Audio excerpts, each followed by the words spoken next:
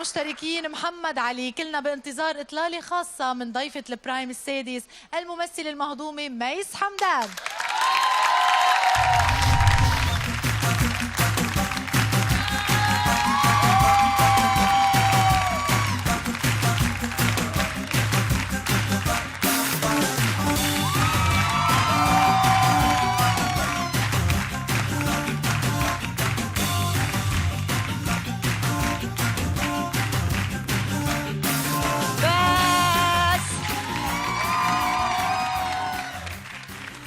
اعتبروا اللي فات مات في الحلقة دي، احنا كده بنبتدي من جديد. مساء الخير، مساء الجمال، مساء اللي والتجلي حسب التوقيت المحلي. ايوه حلاوتك.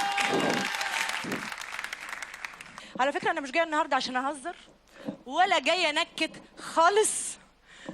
انا جاية محمد عشان احكي لك عن مأساتي، جاية احكي لك عن الوجع اللي انا موجودة فيه. حياتي بقت صعبة يا محمد، اعمل ايه؟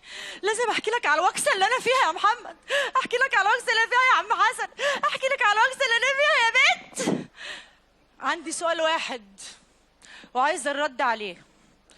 هي الرجالة راحت فين؟ اختفوا؟ انقرضوا؟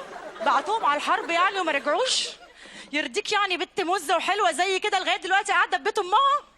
ما رحتش بيت عدلي؟ على فكرة أنا بقولها مقولتي مش هكررها. رجل 2016 شياكة تمام، كرش قدام، بياع كلام ويرعش لما يشوف المدام.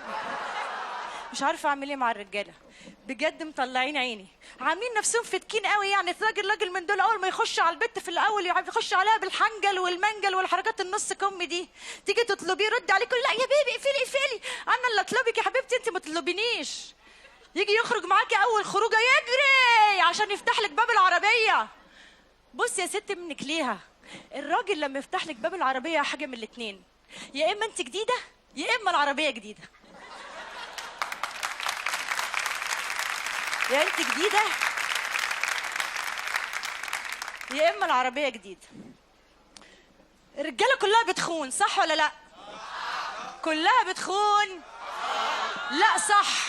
على فكرة انا مش جايبة الكلام ده من عندي، انا جاية ومعايا احصائياتي كلها. سيرين هيعجبك قوي الاحصائية دي.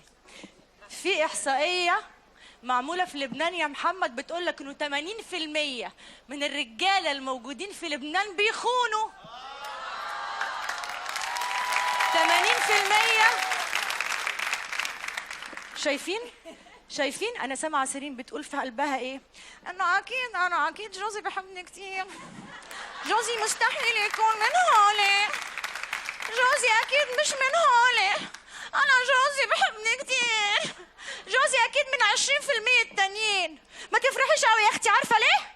عشان الاحصائيه برضو بتقول ان ال20 التانيين برضو بيخونوا بس وهم بره لبنان.